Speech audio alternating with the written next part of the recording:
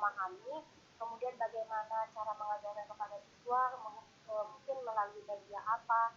Jadi sekreatif mungkin guru dari jauh-jauh hari atau sebelum mengajarkan kita sudah memahami atau belajar terlebih dahulu, Pak. Oke, terima kasih. Nah, bagaimana Mr. Jana dari keterangan Ibu Siti Sofia ini sudah dapat menggambarkan apa yang dilakukan oleh guru dalam rangka meningkatkan multi skillnya ya di dalam pembelajaran. Nah, tentu di dalam hal ini Bapak tambahkan untuk pelaksanaan pembelajaran terpadu ini tentunya kita harus memiliki ketersediaan sumber belajar. Nah, sumber-sumber belajar itulah yang harus disiapkan oleh seorang pendidik sehingga nanti proses pembelajaran dengan menggunakan pendekatan pembelajaran terpadu ini itu mampu dilakukan di dalam proses pembelajaran.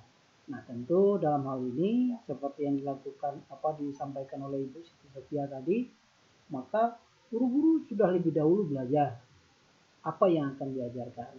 Nah, tentu di dalam hal ini sekaligus menyiapkan sumber-sumber belajar ataupun media pembelajarannya maupun sumber belajarnya sehingga pembelajaran terpadu ini bisa dilaksanakan dengan baik. Nah, bagaimana Mr. Jana? Apakah informasi yang sudah disampaikan oleh Ibu Siti Sofia tadi bisa dipahami? Bisa Pak. Terima kasih. Sudah jelas ya? Ya. Oke. Ada lagi? Mungkin satu lagi sebelum kita lanjutkan. Kalau ada yang mau bertanya, satu lagi. Cukup? Pak? Ya, silakan. Ya. Assalamualaikum warahmatullahi wabarakatuh. Ya, Ibu Sriwayuni. Ya. Jadi, manakah yang lebih baik, pelajaran dengan pola jam atau pelajaran atau tematik, Pak? Iya, pola jam atau pembelajaran tematik ya? Jadi, manakah lebih baik pembelajaran dengan pola jam, pelajaran atau tematik? Nah, pola jam itu yang seperti apa maksudnya nih? Mungkin perlu penjelasan lebih lanjut.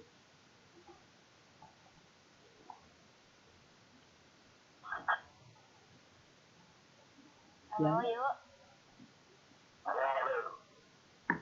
Pak? Ya, silakan. Mungkin perlu pertanyaannya, Pak.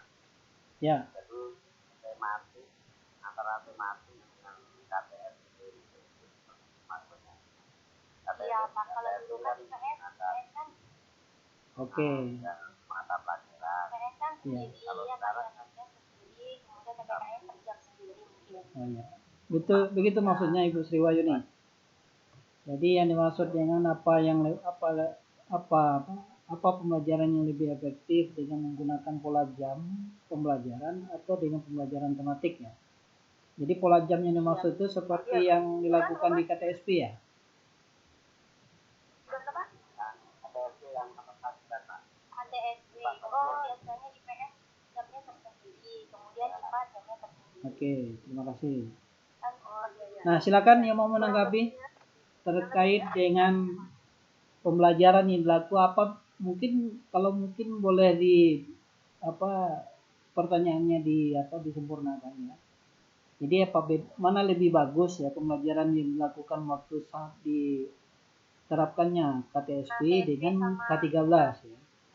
Dimana kalau KTSP itu IPS, IPA, Bahasa Indonesia, Matematika dan lain sebagainya itu pembelajaran tersendiri ya. Nah, sementara di dalam kurikulum 2017 ada tematik. Nah, silakan yang mau menanggapi.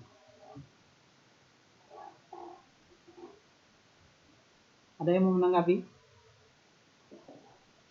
Untuk menanggapi kita. Ya, silakan. Silakan, Pak Subagio ya. Untuk KTSP dan mata pelajaran itu kan sebenarnya kalau saya lebih mudah yang KTSP itu karena di dalam mengisi rapor nanti kesulitannya itu harus dari awal dari diskusi terus untuk nanti kalau nggak pakai diskusi nggak bisa pengisian rapor itu makanya gambarannya kan nggak ada diskusi. Jadi nanti sudah keluar sendiri ya, apa PS keluar sendiri ya, saya bisa sendiri kan. Misalnya itu ya rumitnya itu kalau nggak dari awal kita kalau KTSP kan sudah jelas markas dan itu semua Oke, terima kasih. mantap. Ya. Nah, berikutnya silakan Pak Rizal. Pak Rizal silakan. Ya Pak, betul. Ya. Itu yang kalau menanggapi pertanyaan tadi itu tergantung dari cara kita menyampaikan kepada siswa. Sebenarnya kalau tujuan pemerintah itu semuanya bagus, semuanya efektif. Mungkin dia berdasarkan situasi. Kan kalau secara tematik itu merangkum semua mata pelajaran. Kalau KTSP itu mata pelajaran terpisah-pisah. Padahal dalam tematik itu semuanya sudah ada mata pelajarannya, hampir mata pelajaran. Biasanya ada tanda spesifik ya mata pelajaran. Tergantung gurunya menyampaikan kepada siswanya. Kalau tematik itu lebih simpel. Oke. Bagaimana cara kita memberi pemahaman kepada siswa. Iya. Oke, ada lagi yang lain? Silakan. Iya Pak, ada Pak. Ya, silakan. Miftahul-Janah. Iya Pak. Mana yang lebih baik antara KTSP dengan kurikulum 2013 atau tematik? Ya. Sebenarnya tujuan pemerintah itu juga bagus untuk membuat kurikulum 2013 karena di KTSP 2006 itu yang berperan penting yaitu seorang guru, dia menjelaskan secara detail atau secara dalam tentang pelajaran-pelajaran tersebut. Tapi di kurikulum 2013 guru hanya memberikan garis besarnya saja atau perantaranya saja. Yang mendalami atau yang mencari lebih luas tentang pelajaran tersebut adalah siswanya. Kalau di KTSP 2006 pembelajaran itu terpisah-pisah antara IPA, IPS dan sebagainya. Tapi di dalam K13 atau kurikulum 2013 itu sudah terpadu semuanya di situ. Jadi di KTSP itu guru yang berperan penting, sedangkan di kurikulum 2013 guru hanya perantara dan memberi secara garis besarnya saja. Seorang siswa atau muridlah yang mencari jawaban yang sebenarnya. Terima kasih Pak. Oke, terima kasih. Nah, jadi dari beberapa tanggapan yang sudah disampaikan ya, di satu sisi ini sebenarnya efektivitas itu kalau mau dilihat tentu kita lihat secara umum ya. Tentu tidak kita lihat secara kemampuan guru masing-masing. Karena tentu kalau bercerita tentang apakah bagus KTSP dengan KTSP itu dibandingkan dengan K13 atau kurikulum 2013, tentu kita tidak bisa mengukurnya secara individu masing-masing guru, tentu secara umum. Nah, sebagai contoh misalnya, tentunya di dalam sebuah pembelajaran itu, contoh di kelas 2 ya, di kelas 2 itu ada tema tentang hidup rukun. Nah, kalau hidup rukun tentunya ya, tentu ini ada hubungannya PPKN, kemudian ada hubungannya dengan IPS ya, ilmu pengetahuan sosial, bisa juga berhubungan dengan SBDP ya, tentang budaya. Nah, tentu keterkaitan tiga mata pelajaran ini apabila seandainya kita terapkan di dalam KTSP, tentu pembelajaran ini yang terkait dengan hidup rukun itu secara berulang-ulang. Berulang-ulang seperti apa Pak? Misalnya PPKN kita pelajari secara khusus tentang hidup rukun. Tapi nanti di saat kita belajar IPS yang berhubungan dengan hidup rukun, bagaimana bersosialisasi dengan dengan lingkungan kita, tentu kita pelajari lagi di IPS. Sementara untuk budaya tentu kita akan belajar lagi secara khusus dalam budaya. Itu apabila kita melakukan pembelajaran di saat kita menggunakan KTSP yang berlaku mulai dari 2006 sampai 2013 sebelum lahirnya K13. Nah, maka dari itu ya, kalau kita lihat ya di dalam kurikulum 2013 dengan tema pertama di kelas 2 itu adalah hidup rukun. Nah, hidup rukun itu bisa dipelajari bersamaan. Di situ kita bisa belajar PKN, di situ kita langsung belajar IPS ya, ilmu pengetahuan sosial, dan di dalam itu juga kita akan belajar tentang SBDP, yaitu tentang budaya. Nah, tentu hal ini memberikan efektivitas tersendiri di dalam pembelajaran. Apalagi pembelajaran terpadu ini menuntutkan bahwa hidup rukun yang dimaksud di dalam tema di kelas 2 itu memang harus dipraktekkan oleh peserta didik. Tapi kalau misalnya dipraktekkan di dalam kurikulum KTSP dari masing-masing mata pelajaran, tentu kita membutuhkan waktu yang cukup banyak. Nah, tentu ya secara umum kita ingin katakan sesuai dengan tujuan pemerintah bahwa pembelajaran dengan kurikulum yang berlaku sekarang yaitu kurikulum 2013 melalui pembelajaran terpadu dipandang lebih efektif, lebih efisien atau lebih baik dibandingkan dengan kurikulum yang sebelumnya. Walaupun di dalam hal ini menurut Pak Subagiono itu berbeda ya, itu biasa, perbedaan itu adalah anugerah bagi kita semua. Iya Pak, karena kemampuan kan nggak sama rata. Iya, jadi ada yang suka dengan ada berbagai mata pelajaran untuk dipelajari bersamaan, tapi ada juga yang nggak suka, itu biasa-biasa saja. Tapi yang jelasnya secara konteks keilmuan, maka di situ kita lihat ada efektivitas dan efisiensi. Nah, bisa dipahami itu yang ditanyakan oleh siapa tadi, Sri Wahyuni ya. Ya. Oke, barangkali itu saja yang terkait dengan pengertian pembelajaran terpadu ya. Kita coba lanjutkan ke materi berikutnya. Di dalam kesempatan ini izinkan Bapak melakukan lanjutan share screen-nya ya. Ini jaringan Bapak agak lamban ya.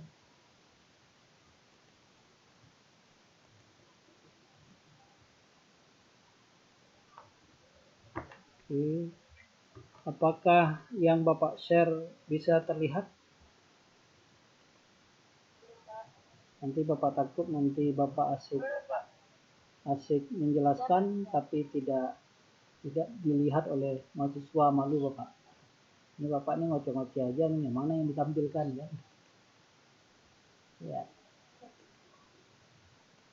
Ya, slide yang ini lagi ya.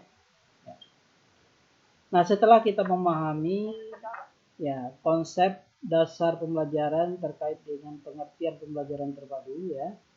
Berikutnya kita coba memahami ada beberapa karakteristik pembelajaran terpadu. Seperti apa sih pembelajaran terpadu itu? Walaupun nanti kita boleh mengatakan saya suka ataupun tidak suka dengan pembelajaran terpadu.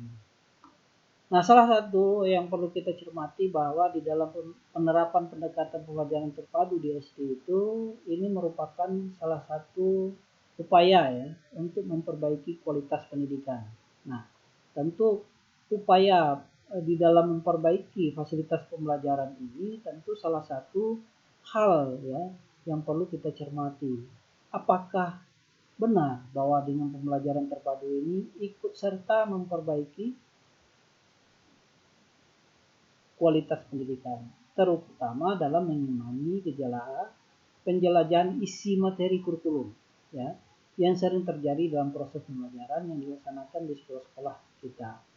Nah, yang seperti apa? Contoh tadi yang disampaikan di kelas 2 tadi ada tema tentang kerukunan tentang hidup rukun ya. Nah, tentu di sini kita ingin lihat bahwa apakah benar di dalam kurikulum dengan pembelajaran terpadu ini merupakan karakter dalam rangka meningkatkan kualitas pembelajaran? Tentu iya. Kenapa? Karena ada efektivitas dan efisiensi di dalam pembelajaran tersebut. Kenapa dikatakan demikian? Untuk belajar tentang hidup rukun itu sendiri, peserta didik tidak perlu lagi misalnya harus belajar secara khusus tentang PKN, belajar khusus tentang IPS, belajar khusus tentang SBDP. Akan tetapi secara simultan, secara bersama-sama dengan sebuah tema itu, anak-anak langsung belajar secara keseluruhan. Ada PKN di sana, ada IPS, bahkan mungkin ada juga mata pelajaran lain pada tema yang sama. Nah, disitulah yang ingin kita lihat bahwa salah satu karakter dari pembelajaran terbaru ini ikut mendorong dalam rangka upaya memperbaiki kualitas pendidikan. Nah, baik dari segi isi kurikulumnya, begitu juga di dalam proses pembelajaran yang dilakukan. Karena proses-proses pembelajaran yang dilakukan di dalam pembelajaran terpadu ini harus dalam konteks siswa melakukannya secara langsung. Bukan seperti yang disampaikan oleh teman kita tadi, menyatakan bahwa kalau KTSP itu sebagai contoh misalnya, dulu KTSP untuk mengenal cahaya itu, ya guru pada umumnya itu menjelaskan cahaya adalah bla bla bla bla bla bla gitu kan. Nah, berbeda di saat adanya kurikulum 2013. 2013 itu anak-anak diperkenalkan misalnya ini ada cahaya senter di bawah ke dalam kelas, kemudian disinari. Nah, nanti dari kegiatan tentang adanya cahaya itu, siswa diminta untuk mendefinisikan masing-masing apa yang dimaksud dengan cahaya. Nah, di situ salah satu bentuk bahwa adanya proses pembelajaran yang dirubah di dalam konteks dunia pendidikan kita di saat kita menggunakan kurikulum sebelum K13 dengan kurikulum 2013 ini dalam konteks pembelajaran terpadu. Nah, itu salah satu penerapan pendekatan pembelajaran terpadu yang ada di SD. Nanti tentunya juga berbeda jika dalam proses pembelajaran, kalau seandainya anak-anak itu hanya merespon segala sesuatu itu hanya dari guru, maka yang akan kehilangan pengalaman pelajar itu adalah siswa itu sendiri.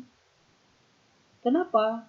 Kalau misalnya contoh cahaya tadi, kalau kita tidak perkenalkan dengan pengalamannya secara langsung, maka ilmu yang diperolehnya pun mungkin tidak bertahan lama.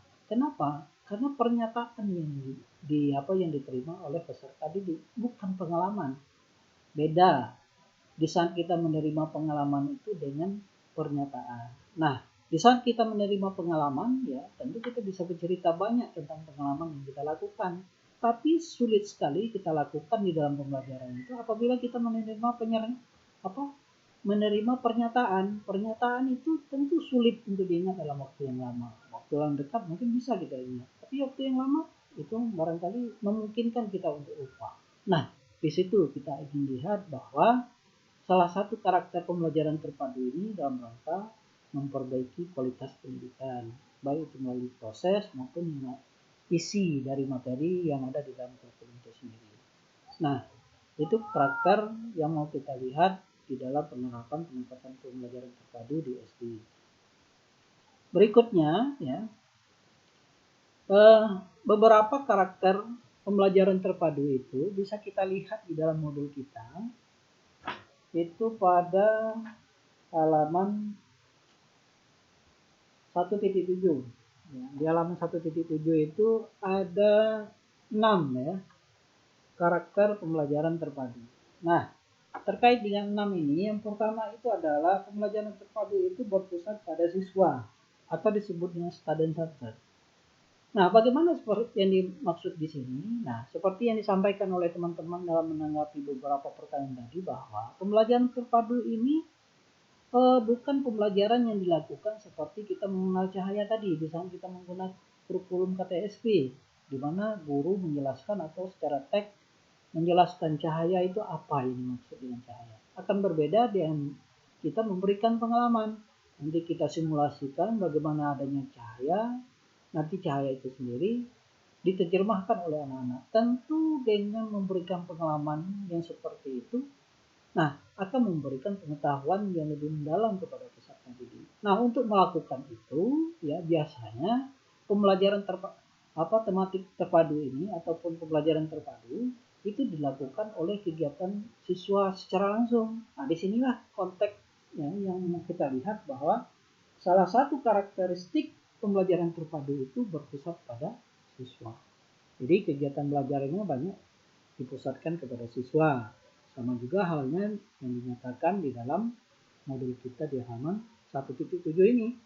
Hal ini sesuai dengan pendekatan belajar modern yang lebih banyak menempatkan siswa sebagai subjek belajar, sementara peran guru itu lebih banyak sebagai fasilitator yang memberikan kemudahan-kemudahan kepada siswa untuk melakukan aktivitas belajar. Jadi di dalam ini perlu Bapak tegaskan kembali apa fungsi guru itu, peran guru di dalam pelajaran. Nah, guru yang memfasilitasi sehingga pembelajaran terpadu itu bisa dilaksanakan.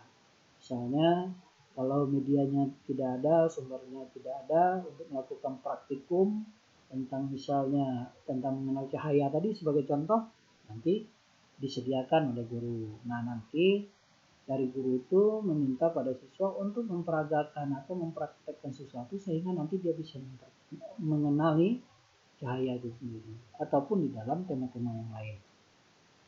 Kemudian yang kedua, ya, pembelajaran terpadu itu memiliki karakteristik, ya, memberikan pengalaman langsung atau direct experience, ya. Bagaimana pula yang dikatakan dengan pembelajaran terpadu ini memberikan pengalaman langsung, ya, atau direct experience, ya, bahwa pengalaman langsung ini siswa dihadapkan pada sesuatu yang nyata atau lebih konkret sebagai dasar untuk memahami hal-hal yang lebih abstrak. Nah, hal-hal yang lebih abstrak itu kan banyak yang terkait dengan pembelajaran itu sendiri. Sama seperti misalnya cahaya itu hanya bisa dilihat, ya, bisa dilihat. Maka dari itu banyak lagi materi-materi yang lain seperti yang ada di dalam beberapa tema di dalam pembelajaran yang ada di SD itu kan membutuhkan suatu proses sehingga peserta didik itu memang memahaminya itu tidak lagi dalam bentuk yang abstrak tapi secara langsung. Nah, maka dari itu bagi kita semua tentu konteks-konteks pembelajaran terpadu ini merupakan karakteristik di dalam pembelajaran terpadu yang mana pembelajaran ini harus dilakukan secara langsung. Dengan pembelajaran secara langsung ini memberikan pengalaman kepada siswa, tentunya diharapkan mampu memberikan pemahaman dari yang lebih nyata, ya, lebih konkret dari apa yang abstrak atau yang samar-samar diketahui oleh peserta didik. Nah, tentu hal ini sebagai contoh misalnya apabila kita mengenal masih tentang cahaya tadi, mengenal cahaya. Nah, cahaya itu bisa bersumber dari mana saja. Salah satu contoh misalnya kalau misal guru mengajak siswa di dalam praktikum pembelajaran dengan sumber belajarnya atau media pembelajarannya misalnya ada video center, nanti dilengkapi dengan kabel itu nanti menggunakan bola center. Nah, nanti dari perpaduan dari rangkaian 3 media itu maka menimbulkan cahaya. Maka dikatakan di sini bahwa cahaya itu tidak bisa kita pahami, misalnya ada bola center, kemudian ada kabel, ada muncul cahaya, tidak. Akan tetapi memperkenalkan secara langsung kepada peserta didik. Prosesnya apa? Ada pertemuan energi antara positif dan negatif yang bertemu di sebuah bola lampu, seperti bola lampu sekitar itu. Nah, dari bola lampu maka muncullah sebuah cahaya. Nah, di situ kegiatan pembelajaran yang disebut memberikan pemahaman secara langsung atau disebut dengan direct experience. Itu yang karakteristik yang kedua. Kemudian karakteristik yang ketiga yaitu bahwa di dalam pembelajaran terpadu ini membuat mata pelajaran itu tidak jelas, ya, perbedaannya gimana atau pemisahannya. Seperti yang kita ketahui tadi yang Bapak tampilkan di tema 1, ya, tema 1 yaitu diriku. Pada subtema aku dan teman baruku, ya, di kelas 1, tentu di situ tidak ada, ya, kita ingin menyatakan bahwa satu tema itu terdiri dari sebuah mata pelajaran. Akan tetapi tema itu bisa terdiri dari beberapa mata pelajaran. Seperti yang disampaikan tadi, ada di situ mata pelajaran PPKN, ada mata pelajaran bahasa Indonesia, ada mata SPDP, ada mata pelajaran matematika dan lain sebagainya. Nah, disinilah yang dikatakan bahwa pembelajaran terpadu itu memiliki karakter bahwa pembelajaran terpadu pemisahan antar mata pelajaran itu menjadi tidak begitu jelas, ya. Jadi bukan tidak jelas itu artinya tidak jelas untuk dipelajari, tapi pemisahan jadi tidak jelas seperti yang disampaikan oleh Pak Subagiono tadi. Kalau dulu Pak, wah, kalau ngisi rapor enak, IPS kan, IPA. Kalau sudah K13 ini, apalagi pembelajaran tematik, ribet nih. Yang mana yang IPA-nya, mana yang IPS-nya, dan seterusnya. Nah, disitulah yang menjadi karakteristik pembelajaran terpadu yang dimaksud pada poin yang ketiga. Kemudian yang berikutnya menyajikan konsep-konsep dari berbagai mata pelajaran. Jelas, karena dia ini pembelajaran terpadu yang memadukan beberapa mata pelajaran, karena pemisahan mata pelajarannya juga tidak begitu jelas, maka di situ akan menyajikan konsep-konsep dari berbagai mata pelajaran. Nah, keberbagian macam mata pelajaran yang menyatu itu tentulah nanti akan memberikan keluasan ataupun fleksibel. Maka di situ bisa belajar bahasa sekaligus matematika, begitu juga matematika bisa langsung belajar IPA dan seterusnya. Tentunya karakter yang terakhir itu adalah hasil pembelajaran dapat berkembang sesuai dengan minat dan kebutuhan siswa. Nah, untuk lebih jelas terkait dengan beberapa karakter ini, Bapak akan coba memperlihatkan beberapa gambar ya. Ini contoh bahwa pembelajaran itu dilakukan yang berpusat kepada siswa, bahwa siswa langsung melakukan pembelajaran itu, lihat dalam mengoperasikan komputer. Anak-anak bisa melakukan secara langsung, jadi guru hanya memberikan fasilitas. Kemudian ada lagi contoh misalnya pengalaman langsung, nanti ada pengukuran atau melakukan percobaan terhadap sesuatu yang dilakukan oleh anak SD. Nah, ini salah satu contoh bahwa pembelajaran terpadu itu memberikan pengalaman kepada peserta didik secara langsung, karena dia akan mencobanya secara langsung. Kemudian berikutnya kita lihat juga di sini, kalau kita lihat dari tampilan tema yang ada di kelas 1, kelas 2, dan kelas 3 di sini tidak jelas yang mana mata pelajaran IPA, mana yang PKN, mana bahasa Indonesia, mana matematika. Tapi dia dirangkum di dalam sebuah tema. Misalnya di kelas 1 mulai dari tema diriku sampai dengan tema peristiwa alam. Kemudian pada kelas 2 mulai dari hidup rukun sampai kepada tema keselamatan di rumah dan perjalanan. Nah, kemudian di kelas 3 mulai dari perkembangan biakan hewan dan tumbuhan sampai kepada bumi dan alam semesta. Nah, tentu di dalam hal ini kita tidak akan bisa melihat yang mana saja untuk memastikan mata pelajarannya, karena dia sudah dirangkum di dalam sebuah tema.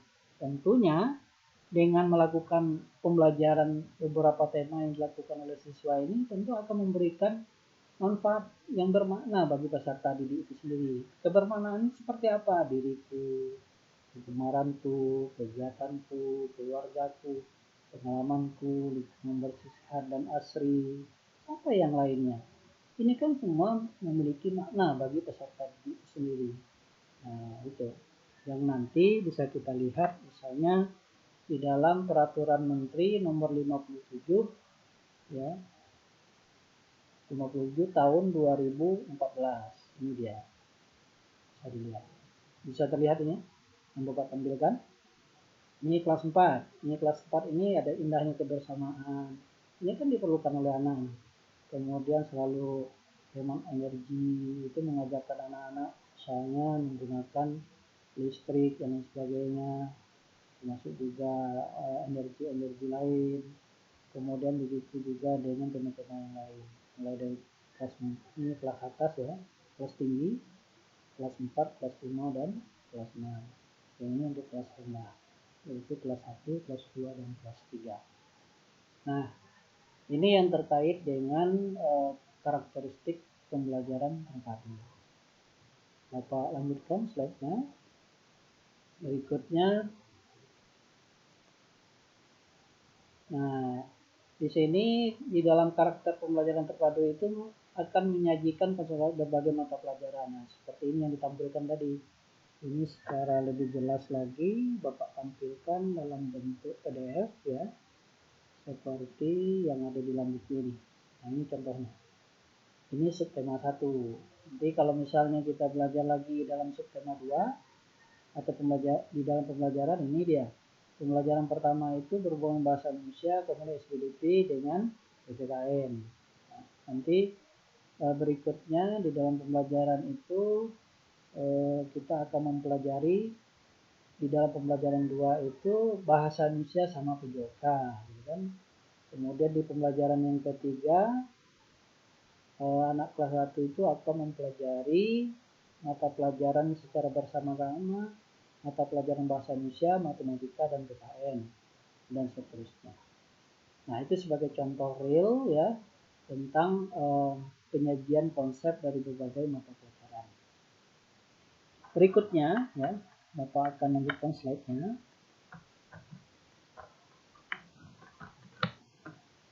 Ya. Nah, ini pembelajaran terpadu. Hasil pembelajaran dapat berkembang sesuai dengan minat dan kebutuhan siswa. Jadi kalau berbicara masalah sesuai dengan minat ya dan kebutuhan siswa, seperti beberapa tema yang ditampilkan berdasarkan Permendikbud nomor 57 tahun 2014, maka dari tema itu sudah kita lihat bahwa itu bagian dari kebutuhan siswa. Tentu tinggal bagaimana kita melakukan peningkatan minat kepada siswa sehingga dia berminat untuk melakukan pembelajaran itu. Nah, kalau pembelajaran secara mandiri seperti gambar yang disampaikan ini, setiap anak memiliki bakat dan minat masing-masing. Maka mana apabila dia merasa tertarik dengan pembelajaran yang akan dilakukan itu, maka minatnya akan meningkat. Nah, maka dari itu fungsi guru bagaimana meningkatkan minat seorang siswa itu harus tahu, memberikan motivasi, metode pembelajaran yang kreatif, inovatif, sehingga kegiatan pembelajaran itu yang lebih bermakna akan diperoleh oleh peserta didik. Nah, itulah yang terkait dengan beberapa karakteristik pembelajaran terpadu.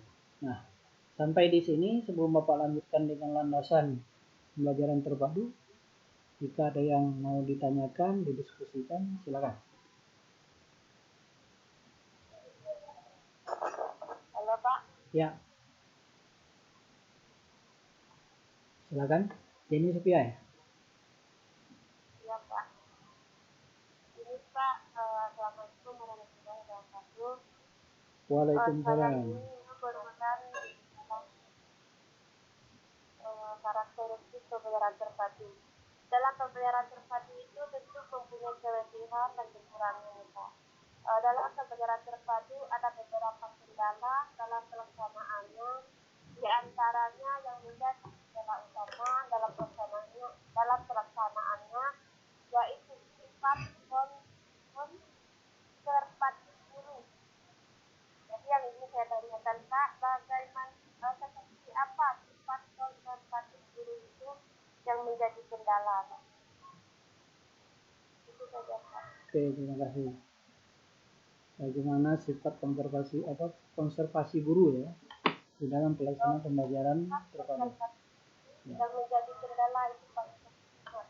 Nah, apa yang dimaksud pada bagian ini ya? Di dalam modul pada halaman berapa? Bisa diinformasikan? Itu di halaman 178 Pak. 178. Kemudiannya ke yang bagian dari kendala ya, kelemahan ya? Kendala aja Pak. Ya, silakan sebelum Bapak menyampaikan apresiasi terhadap pertanyaan ini, ada yang mau menanggapi, silakan.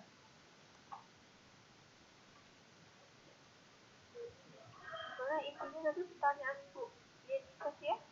Ya, yang dimaksud dengan bahwa kendala di dalam pembelajaran terpadu itu salah satu kendala utamanya adalah ini menuntut sifat konservasi guru di dalam pembelajaran. Nah, apa yang dimaksud dengan sifat konservasi guru ini? Silakan. Sifat yang bagaimana Pak? Ya. Silakan.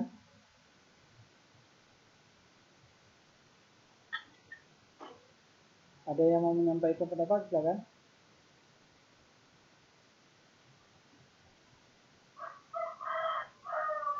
Sifat konservatif guru ya. Silakan.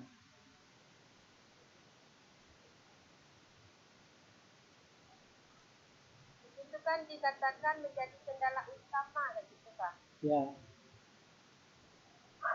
Poin 3 di halaman 1.8. Salah satu kendala ataupun kelemahan yang ada di dalam pembelajaran terpadu itu bahwa belum semua guru SD memahami konsep pembelajaran terpadu ini secara utuh. Bahkan ada kecenderungan yang menjadi kendala utama dalam pelaksanaannya, yaitu sifat konservatif guru. Dalam arti bahwa pada umumnya guru merasa senang dalam proses pembelajaran yang sudah biasa dilakukan, yaitu pembelajaran yang konvensional. Nah, jadi Bapak, sebelum Bapak menjelaskan, ada yang mau menyampaikan pendapat? Silakan. Pak Subagio.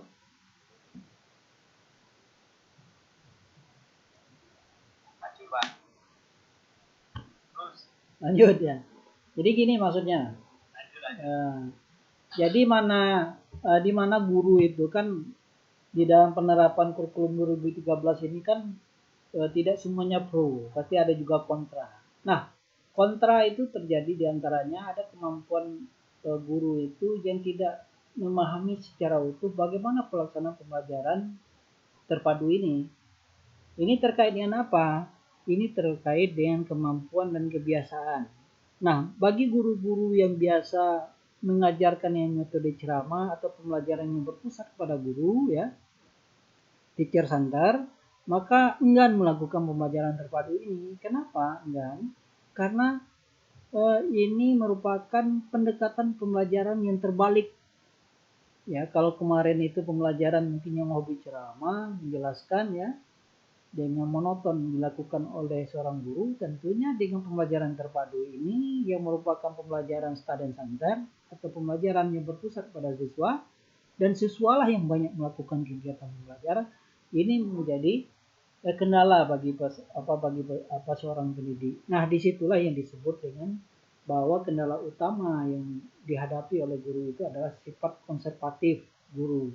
Bahwa guru itu sulit untuk melakukan inovasi perubahan dan kreativitas ya.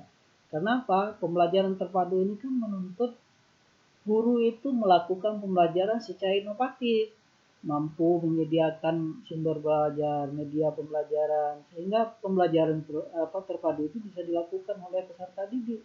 Bukan hanya mungkin sumber belajar saja, bukan hanya dari segi media pembelajaran saja atau bahan pembelajarannya, tapi di dalam penilaiannya juga lebih banyak dibandingkan dengan pembelajaran konvensional. Kalau konvensional dahulu kan bisa menerapkan kurikulum 2013, ya penilaian nggak banyak. Tapi di saat masuk K13 ada penilaian sikap, ya kan? Yang biasanya tidak ada. Nah, penilaian sikap seperti ada sikap penilaian sikap diri peserta didik, ada penilaian sikap oleh pendidik, ada lagi sikap yang dinilai oleh teman sejawat. Nah, tentunya guru untuk menghadapi ini terjadi kontra. Nah, kontra masalah administrasi. Nah, begitu juga yang berbentuk panjang, ya Bapak kira ini bagian dari penyebabnya. Muncul lagi RPP 1 lembar contohnya. Itu kan gara-gara ya kan administrasi. Di saat orang kontra terhadap K13 ya, kemudian diberlakunya K13 ini. Nah, karena banyak administrasi, pindah lagi ya. Nah, yang seperti itu yang dikatakan bahwa adanya sifat konservatif guru. Artinya guru tidak mau berinovasi, tidak mau melakukan kreativitas yang lebih baik dari kebiasaan-kebiasaan yang sudah dilakukan. Nah, itulah yang dimaksud dengan sifat konservatif seorang guru. Nah, bagaimana si Yeni Sophia ya sebagai penanya ataupun yang lain bisa dipahami atau bagaimana? Jelas ya? Ya. Ada lagi pertanyaan? Silakan. Pertanyaan lain? Ada? Lanjut.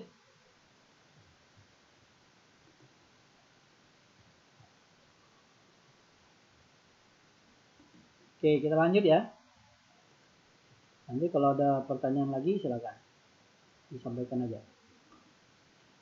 Berikutnya Bapak akan share screen lagi materi yang akan kita bahas ya, yaitu tentang landasan pembelajaran terpadu. Kalau kita lihat dari modul kita mulai dari halaman 1.8, kemudian halaman 1.9 ya, berikut sampai ke halaman 1.14. Nah, itu beberapa pembahasan tentang beberapa landasan pembelajaran terpadu. Nah, apa saja yang melandasi pembelajaran terpadu itu? Itu bisa kita lihat dari segi filosofisnya, bisa kita lihat dari segi psikologisnya, kemudian bisa juga kita lihat dari konteks landasan praktisnya. Nah, terkait dengan filosofis tentunya ya, ada 3 ya filsafat yang melandasi pembelajaran terpadu ini. Yang pertama filsafat progresivisme ya. Kemudian ada filsafat konstruktivisme dan filsafat humanisme atau filosofisnya. Ya. Kenapa dikatakan demikian? Bahwa yang menjadi landasan utama dalam merumuskan tujuan, kemudian kompetensi, isi, materi pembelajaran terpadu itu tentu tidak terlepas dari progresif, konstruktivis, kemudian humanis. Progresif ini artinya pembelajaran itu dilakukan secara progresif, artinya lebih kreatif dilakukan oleh peserta didik, harus lebih aktif gitu. Nah, itu yang disebut dengan progresif. Kemudian pembelajaran itu dilandasi dengan konstruktivis. Konstruktivis itu memandang bahwa apa yang dimiliki oleh peserta yang akan dilakukan pembelajaran yang diikuti oleh peserta didik itu tidak terlepas dengan ilmu pengetahuan, wawasan dan pengetahuan dan serta keterampilannya yang terdahulu. Nah, itu menjadi salah satu dasar di dalam filosofis konstruktivis. Sementara humanis ini terkait dengan bagaimana memanusiakan manusia itu sendiri.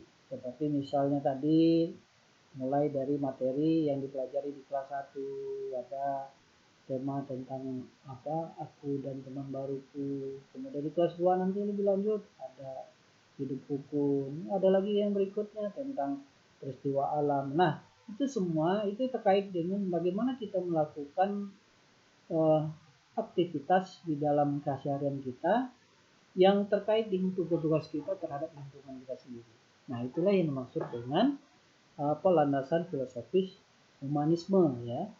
Akan tetapi lebih detail lagi perlu kita sampaikan di dalam kesempatan ini yang terkait dengan aliran progresivisme ya, progresivisme yang beranggapan bahwa proses pembelajaran itu pada umumnya perlu sekali ditekankan pada pertama kreativitas. Jadi pembelajaran itu tidak bisa hanya mendengarkan ocehan atau ceramahan dari seorang guru, akan tetapi kreativitas peserta didik itu yang harus dibentuk. Nah, maka kalau kita hubungkan dengan pertanyaan Ibu Yeni Sophia tadi, bagaimana yang dikatakan dengan sifat konservatif guru? Nah, guru ini beratnya di sini membentuk kreativitas itu. Kenapa? Itu pasti ini kita harus sediakan ini, ciptakan ini, dorong ini, dan seterusnya. Nah, itu salah satunya. Kemudian yang kedua, pemberian sejumlah kegiatan. Karena pasti kalau dari kreativitas itu akan melakukan kegiatan-kegiatan sehingga nanti memberikan pengalaman kepada peserta didik. Nah, inilah menjadi salah satu landasan filosofis pada aliran progresivisme ya, tentang pembelajaran terpadu. Begitu juga bahwa pembelajaran terpadu ini harus di dalam suasana alamiah, natural. Sama seperti misalnya kerukunan hidup beragama, kerukunan hidup itu berarti memang dia harus berinteraksi dengan secara alamiah. Begitu juga contohnya di kelas 1 tadi, misalnya tema aku dan teman baruku, berarti dia memperkenalkan diri secara alamiah, kemudian nanti dia juga mengenal teman-temannya secara alamiah. Dan begitu juga dengan tema-tema yang lainnya. Kemudian berikutnya yang ketiga, ayat keempat ya, tentang landasan filosofis aliran progresivisme ini, yaitu tentang memperhatikan pengalaman siswa.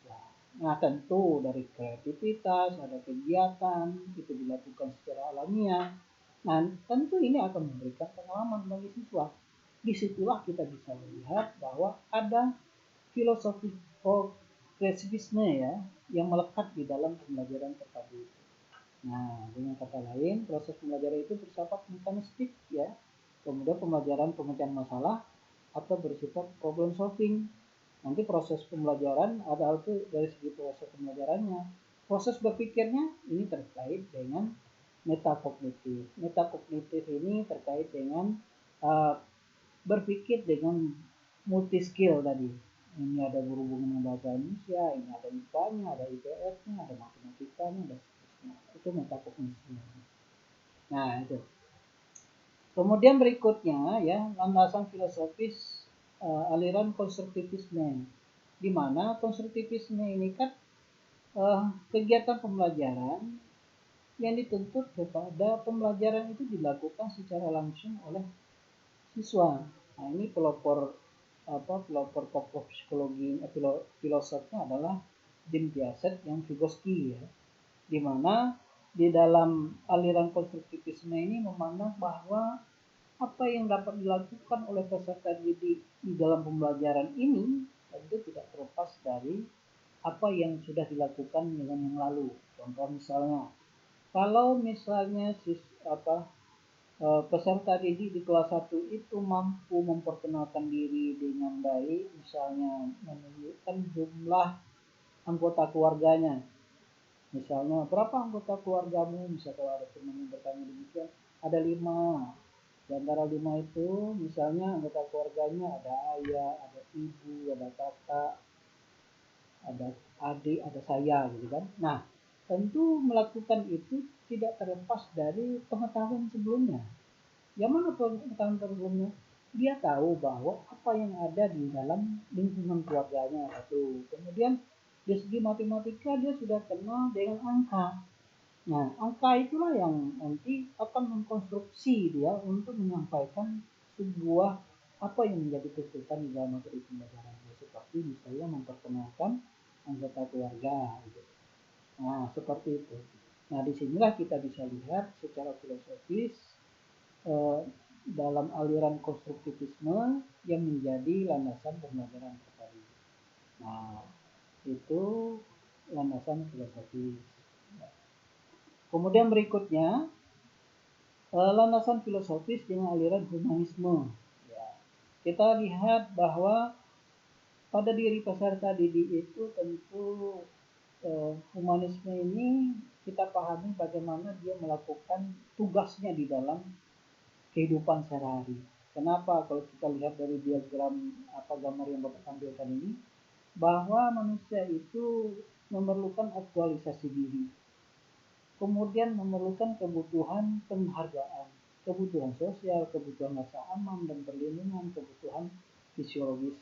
Nah, tentu beberapa kebutuhan ini menunjukkan adanya dasar dari aliran humanisme, di mana bagaimana manusia itu dimanusiakan. Nah, kenapa? Karena manusia ini memiliki keunikan atau kekhasannya masing-masing, memiliki berbagai potensi dan memiliki motivasi yang dimilikinya masing-masing. Ada yang memiliki motivasi belajar itu bagus, ada yang sedang, ada yang rendah.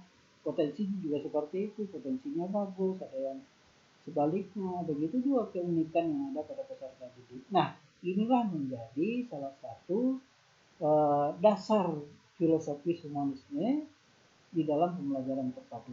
Selain itu juga siswa memiliki kesamaan ya, dan juga memiliki kekhasan masing-masing.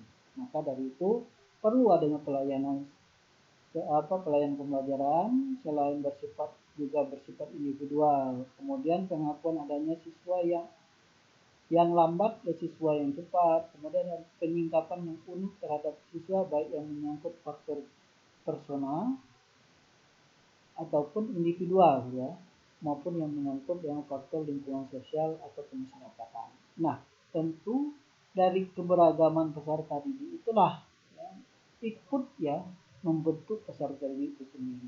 Nah, itulah yang menjadi landasan filosofis ya di dalam pembelajaran terpadu, mulai dari eh, tadi produktivisme, kemudian konstruktivisme dan humanisme. Nah, itu landasan filosofis. Nah, berikutnya ada landasan psikologis ya. Bagaimana pula yang dikatakan dengan landasan psikologis ini, di mana isi atau materi pembelajaran yang diberikan kepada siswa agar tingkat keluasan kedalaman sesuai dengan tahap perkembangan peserta didik. Nah, kenapa pula dikatakan demikian? Nah, seperti misal contohnya Bapak akan tampilkan beberapa tema yang akan dipelajari di kelas 1 contohnya. Seperti diriku, ya. Kemudian ada lagi kegemaranku, kegiatanku, keluargaku, pengalamanku, lingkungan bersih, sehat, dan asri. Nah, ini kan yang berhubungan yang dimaksud di dalam faktor psikologis ini. Yang mana ya isi ataupun materi yang diberikan kepada siswa itu agar tingkat keluasan, kedalaman sesuai dengan tahap perkembangan peserta didik. Nah, di sini bisa kita lihat di kelas 1 ini kan peristiwa alam, benda-benda yang ada di sekitarnya, hewan yang ada di sekitarnya. Ini kan perlu diketahui oleh peserta didik pada tingkat kelas 1 sesuai dengan perkembangannya. Maka begitu juga kalau dilihat dari kelas 2 meningkat lagi ya perkembangan peserta didiknya, maka materi temanya pun akan meningkat. Ini hidup rukun, bermain di lingkunganku, tugasku sehari-hari. Ya. Ini sudah sampai ke dalam tema di kelas 2. Nah itu. Kemudian berikutnya ya, selain landasan psikologis, yang terakhir adalah landasan praktis. Bapak lihatkan saja, nanti bisa dibaca. Nah, praktis ini adalah kondisi nyata harus mendapat perhatian dalam pembelajaran terpadu. Kenapa dikatakan demikian? Nah, ingat karakteristik dari pembelajaran terpadu itu adalah di mana pembelajaran itu dilakukan secara nyata, ya, memiliki makna di dalam melakukan pembelajaran oleh siswa. Maka dari itu pembelajaran praktis ini ya menjadi dasar terpadu ini secara praktis memberikan salah satu syarat bagi penerapan pembelajaran terpadu dengan kondisi nyata harus mendapat perhatian dalam pelaksanaan pembelajaran terpadu. Kenapa? Karena melalui kondisi yang nyata peserta didik itu diberikan pengalaman secara langsung tentang apa yang harus dicapai di dalam sebuah materi pelajaran. Sama seperti contoh misalnya aku dan teman baru. Nah, itu kan sudah kita lihat bahwa itu kondisi nyata di dalam pembelajaran. Apakah nanti dia akan kena antar teman satu bangku gitu kan, nanti teman sekelas dan seterusnya. Nah itu bisa dilakukan kegiatan secara alamiah di dalam pembelajaran. Nah itu beberapa landasan praktis ya yang perlu Bapak sampaikan. Nah ini ada beberapa hal yang perlu kita ketahui yang terkait dengan landasan praktis ini, mulai dari perkembangan pengetahuan begitu cepat sehingga banyak informasi yang harus muat dalam kurikulum.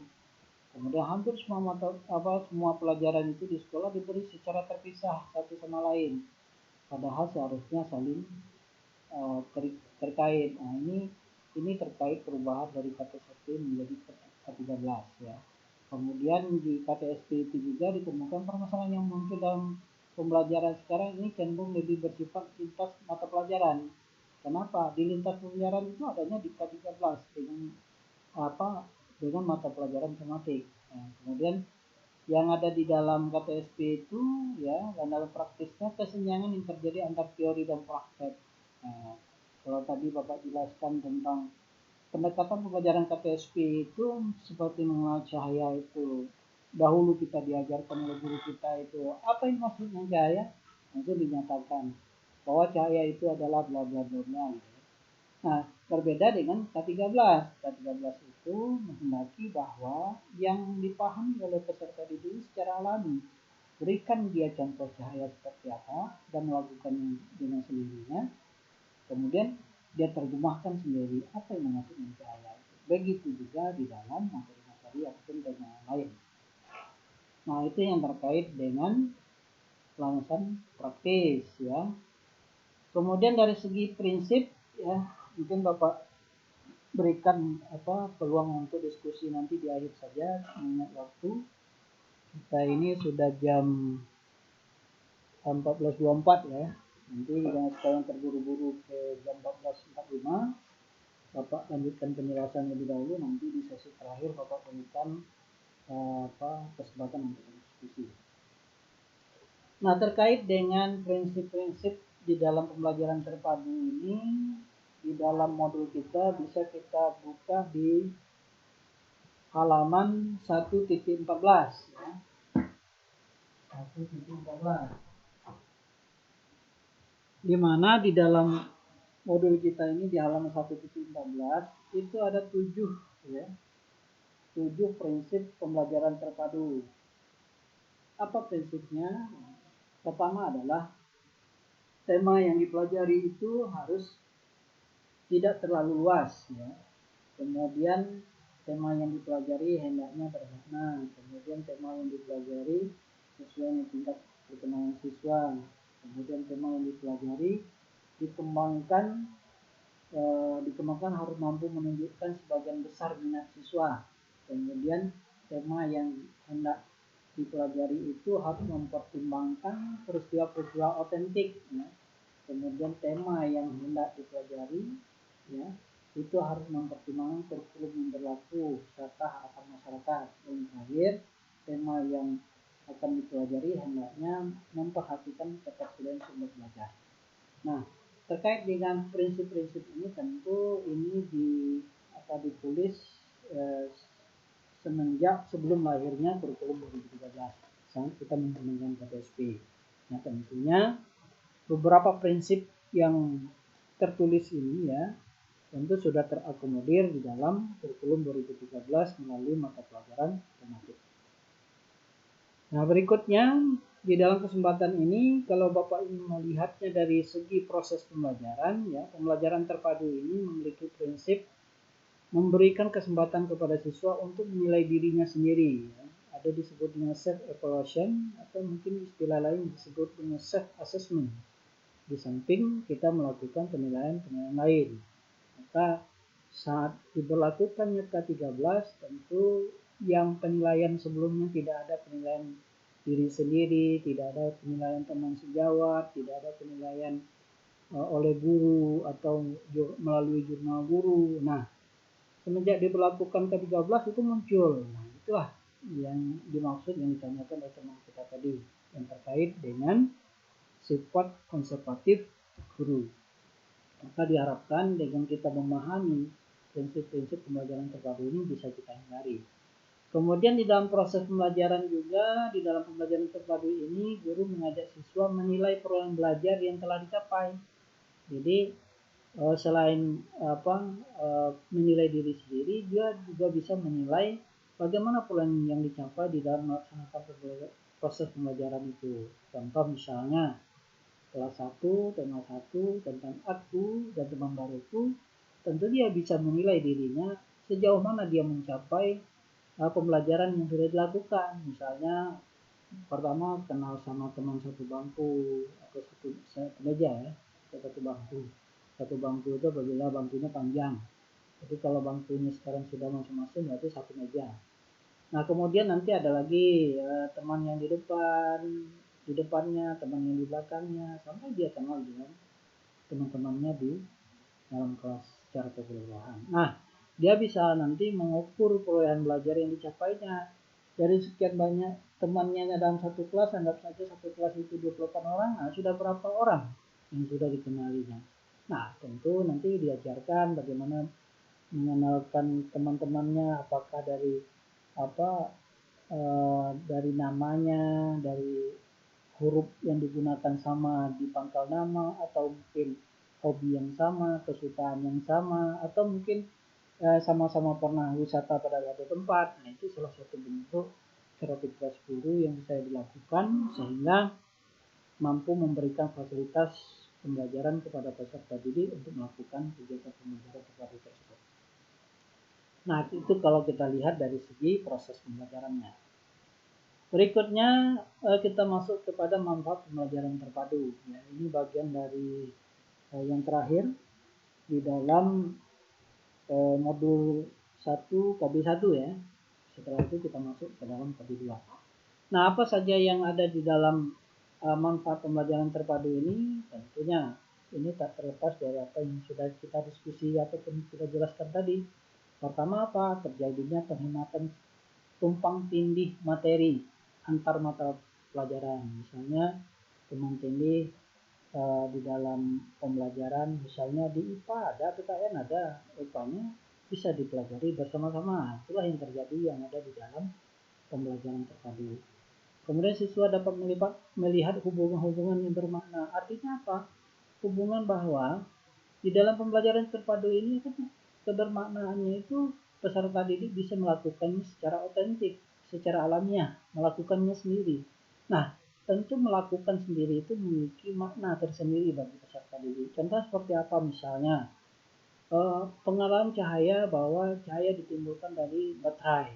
Nah, nanti tentu memiliki makna bagi peserta didik nanti. Misalnya dia itu listriknya mati di rumah, nanti dia bisa mensimulasikannya di rumah dengan sendirinya. Begitu juga dengan materi yang lain. Misalnya contoh beberapa kegiatan yang dilakukan oleh siswa kelas 2, misalnya tentang hidup rukun. Nah, rukun biasanya mungkin dia kurang menghormati kakaknya, ya, kurang sayang dengan adiknya. Dengan adanya pembelajaran yang dilakukan melalui tema hidup rukun, nah ini menjadikan salah satu dorongan bagi peserta didik untuk memiliki makna bahwa hidup dengan orang yang lebih tua harus dihormati dan yang lebih muda disayangi.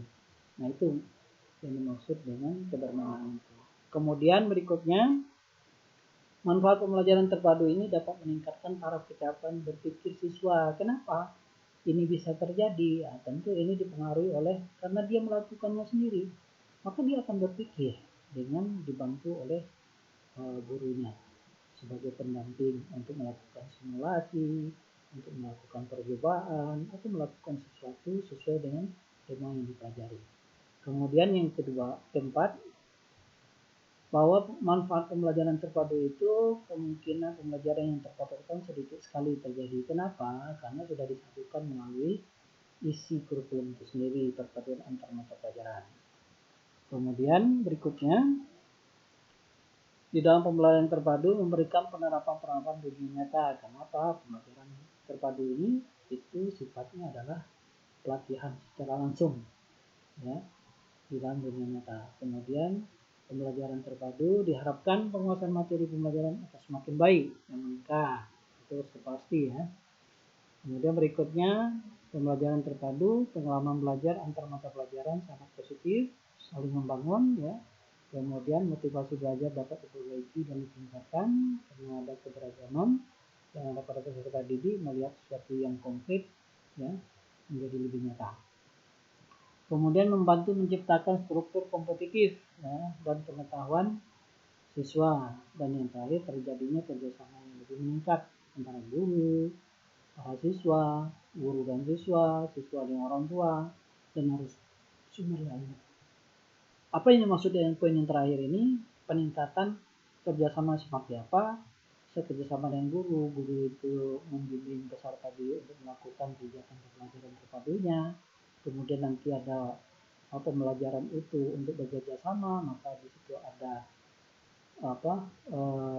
kerjasama para siswa, kemudian guru dan siswa dengan orang tua, karena dengan K13 inilah kita bisa ketahui bahwa pembelajaran itu tidak hanya dilakukan di sekolah, tapi ada beberapa tugas di dalam tema itu yang harus belajarnya dengan orang tua.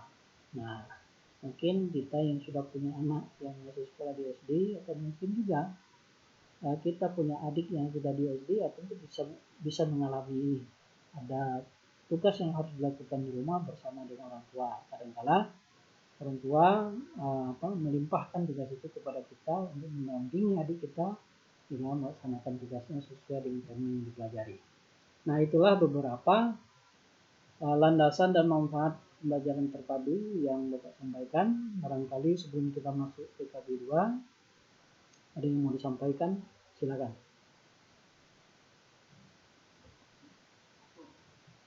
Silakan. Ada?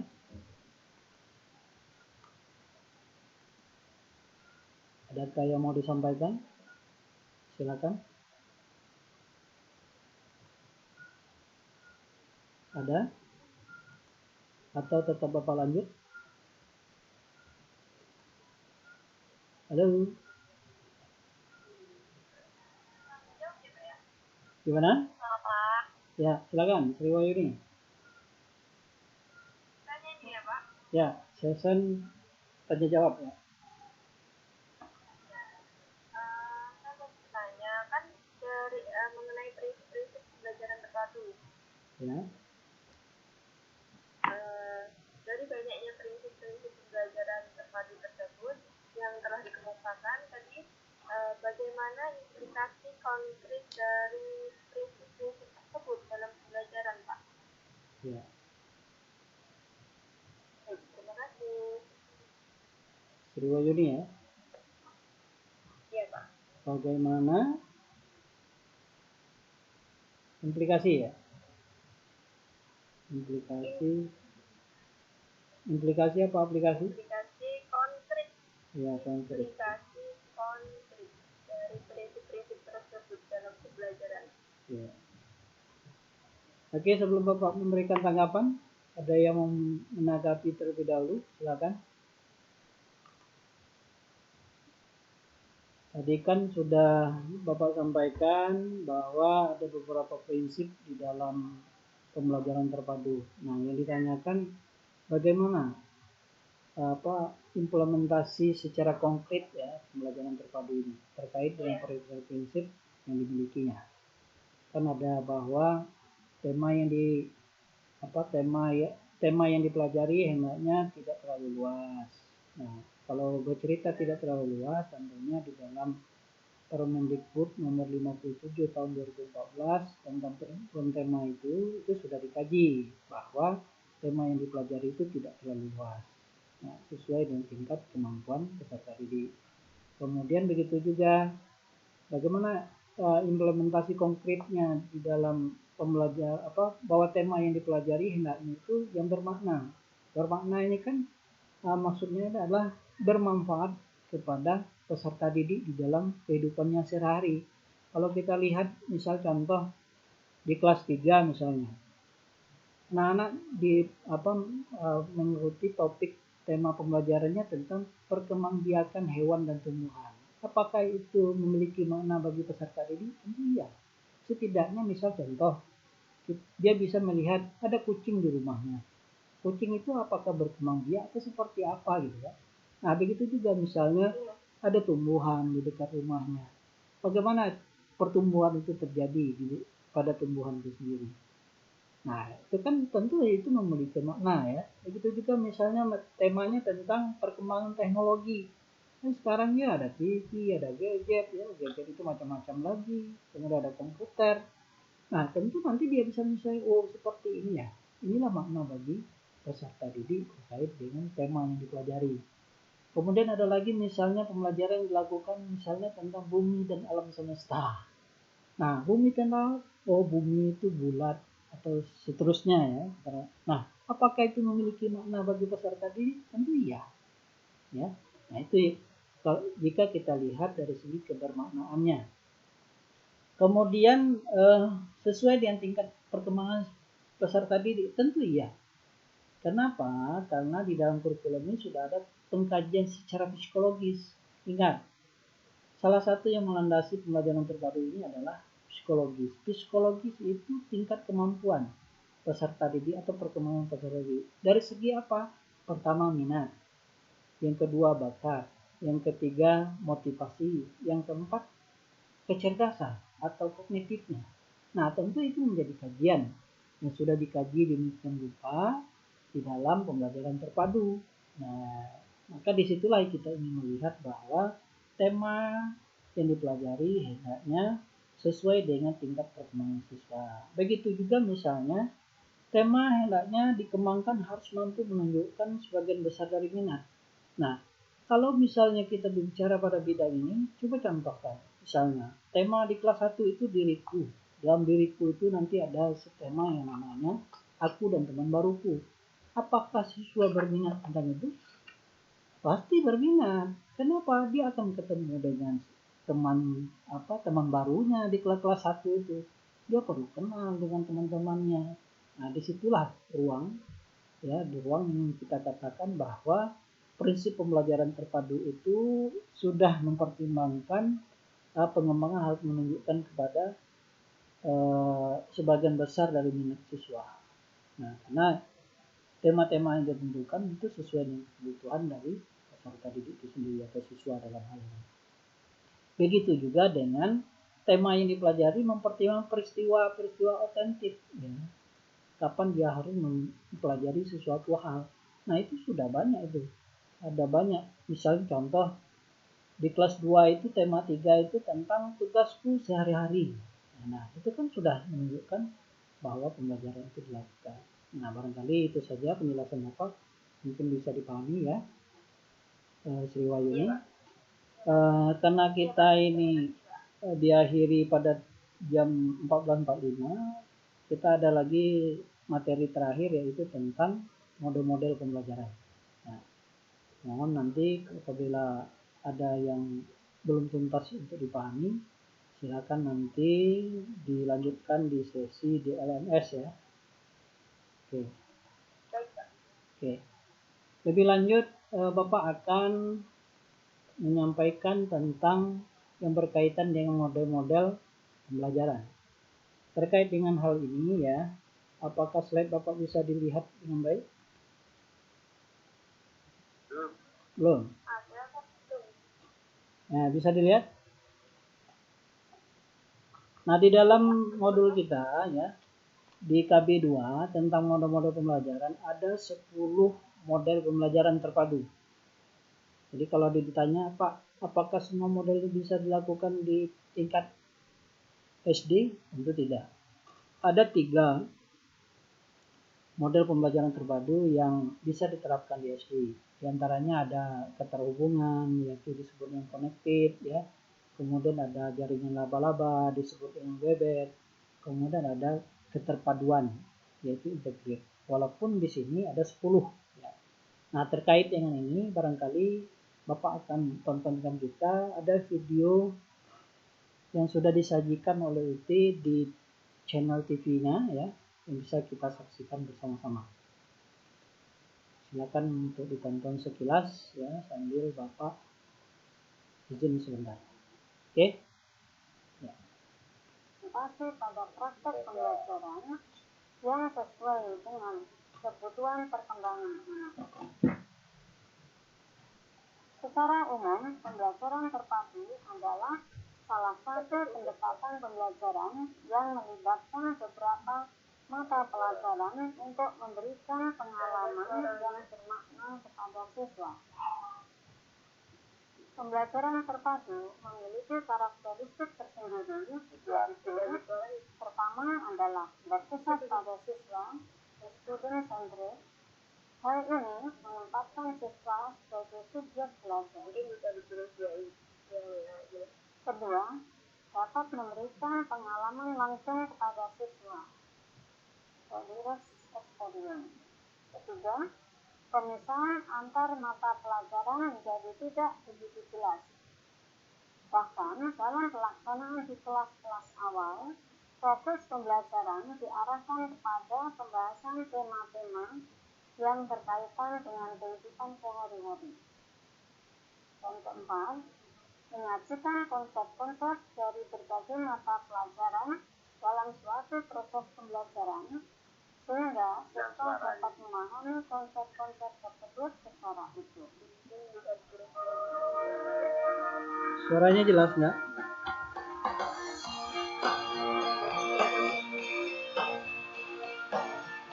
Bapak camping ya? Model ini terjadi pada mata pelajaran bahasa dan sastra. Ini penjelasannya. Bahasa dan sastra akan memayungi konsep kosakata, struktur membaca, dan mengarang. Kedua adalah Bewetet model atau model jaring laba-laba. Jadi video ini nanti di satu sisi linknya akan Bapak share di chatting ini. Nanti silakan nanti ditambahkan di kesempatan yang lain, kami mengingat waktu kita yang sangat terbatas ya. Dan bagian yang terakhir ini Bapak ingin jelaskan bahwa untuk pertemuan ini kita ada tugas ya. Tugas ini untuk mendalami konsep yang terkait dengan pembelajaran terpadu. Begitu juga dengan